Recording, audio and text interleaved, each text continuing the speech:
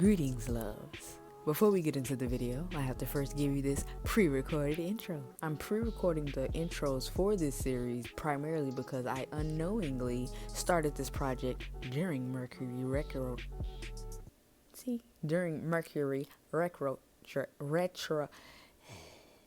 I pre-recorded these videos during Mercury Retrograde. Jesus Christ. So needless to say, I've done many different takes and I'm honestly quite tired and just quite ready to finish this project. So within this zodiac series, we're going to pretty much be giving you the basics of each zodiac, the origin of each zodiac, the elemental sign in connection with each zodiac, its planet in connection, the moon cycles and or retrogrades that may be occurring during these zodiac seasons, as well as your sun, moon, or Venus within each zodiac symbol.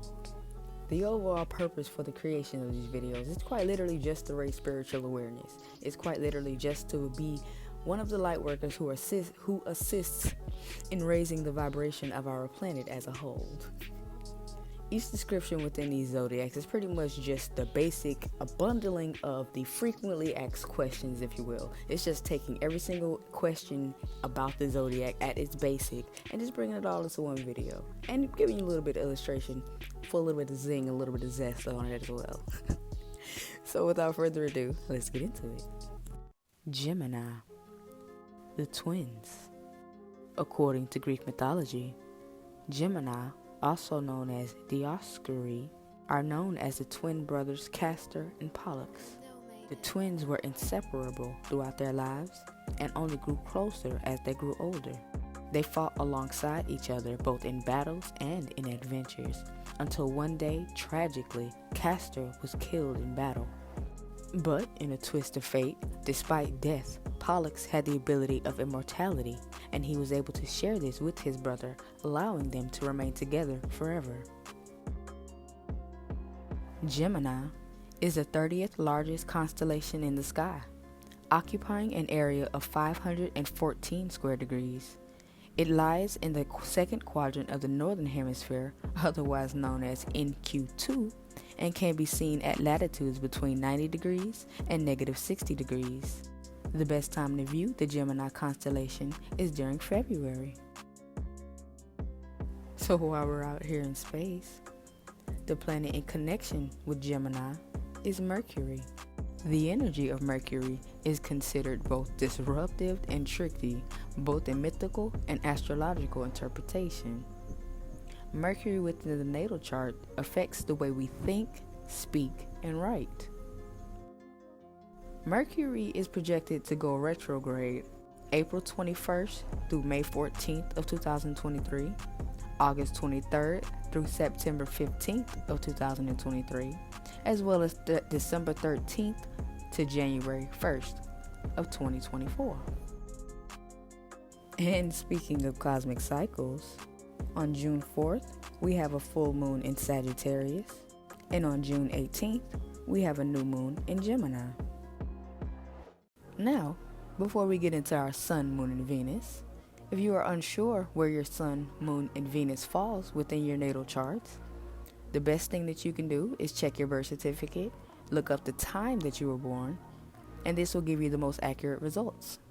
Now let's get into it. When the Sun is in Gemini, the focus is on the exchange of information. The world of ideas, the intellect and the mind, is Gemini's natural domain. Those with Sun in Gemini are often motivated by a healthy curiosity and consequent need to communicate. For these reasons, this sign is often characterized by highly sociable and interactive individuals. Those with their Moon in Gemini are likely to be a curious individual with an active, versatile mind.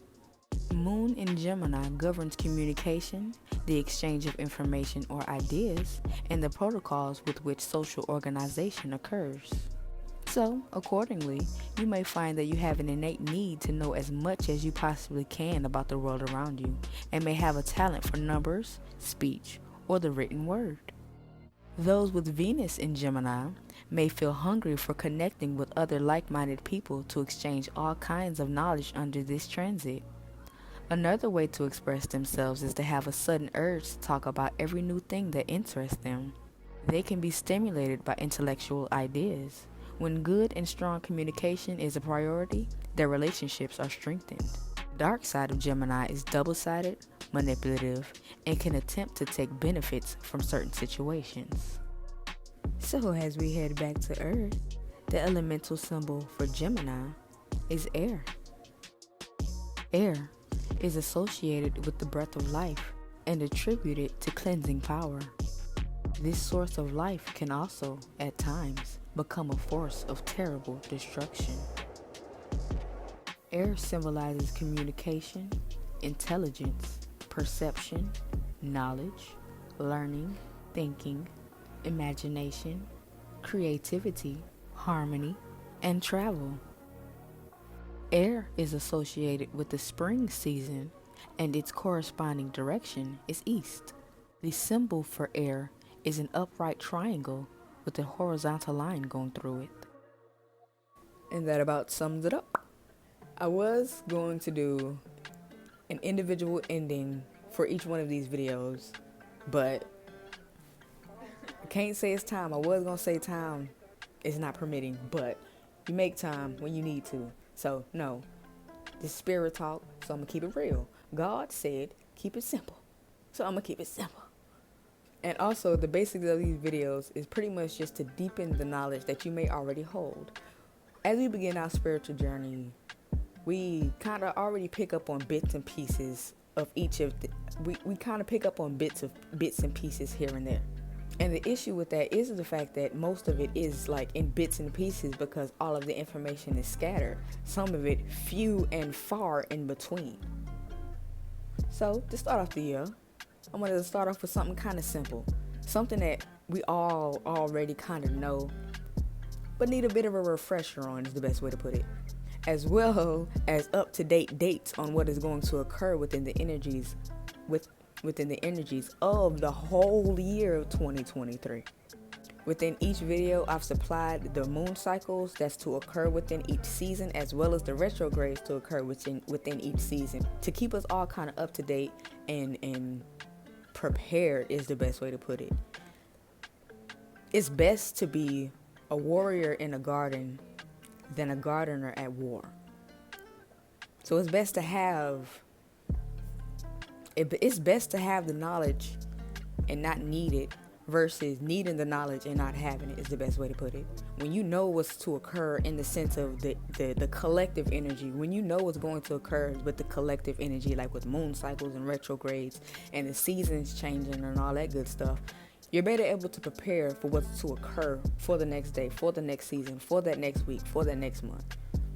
And that's one main reason why I wanted to go ahead and get these videos out at the beginning of the year so that you can prepare for the rest of the year, so that you're not feeling blindsided at every single mother flipping turn, figuring out after the fact that, oh snap, it's retrograde, or figuring out after the fact that, oh snap, a new moon cycle is coming up, a solar eclipse is coming up, a lunar eclipse. I ain't gonna lie, we got some amazing things coming this year, honestly. I don't expect you to watch each and every single horoscope video that I've created. And to be honest, most of the videos were just for artistic quality. To be real, these were just supposed to be, these literally was just supposed to be pictures that I've created and did time-lapse videos with it. Like, I'm a behind-the-scenes kind of person. I don't really like getting out in the forefront, but it's what I'm being called to do. It's a new year. It's new things. It's a new year. It's evolved things. Whew, and the fact that we came into the new year under retrograde just solidifies how phenomenal of a year this can be if that's what you choose for it to be.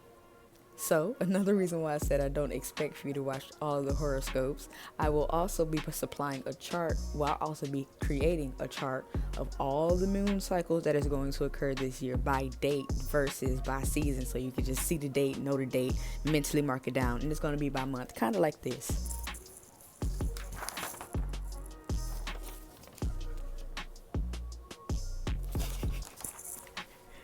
Yes, I had notes prepared for this series. Had to. I mean, come on, look at this. I love to write. As far as what's coming next, I got a lot coming next. I really don't even. There's so much that goes through my mind. I have so many visions. I have so many ideas. I have so many different projects. I have so many different things that I can do that it literally takes God to show me what to produce next, what to create next, what to go ahead and put forth the effort to then post is the best way to put it. So you're going to see a lot of a variety of different things coming from this channel, coming from this page, or whatever you're seeing this video at.